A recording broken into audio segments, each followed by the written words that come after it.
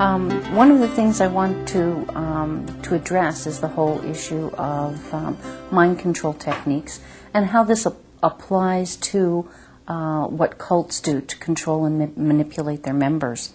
And one of the best things that I've found is the information provided in Robert J. Lifton's book, Thought Reform and the Psychology of Totalism, that was published, the research was done in the 50s, and it was originally done with a focus on prisoners of war and the Chinese re-education programs. And what they did is they went in and they interviewed people who had gone through the re-education programs and took a look at what techniques were used to change people from behaving in one way or thinking in a certain belief system into adopting what the present propaganda was, and in effect controlling what they thought. And out of the research, what he was able to pull out were there were 8 major techniques or criteria that were used to control people's minds and get them to change. And it's really interesting to see how these 8 criteria can be used to take a look at how cults control and manipulate their own members.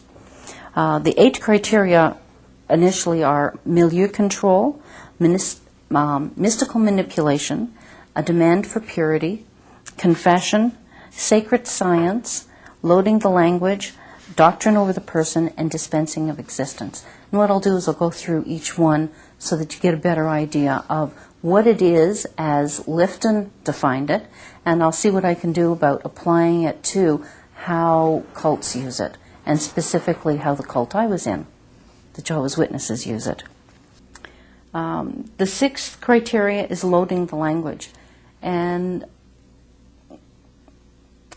the rationale for changing the meaning of words is that it creates a unity in the organization.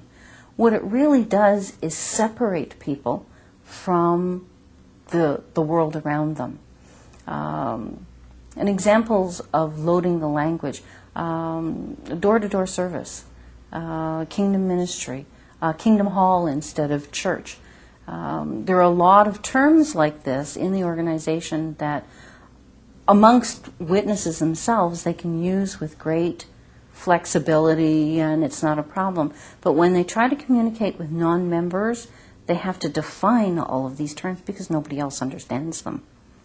And when cults use a technique like this, it's used to separate people from the greater community and make them different. And if you make them different, you can make them feel special, which will want them to stay. But the detriment is that it damages people's relationships with the greater world.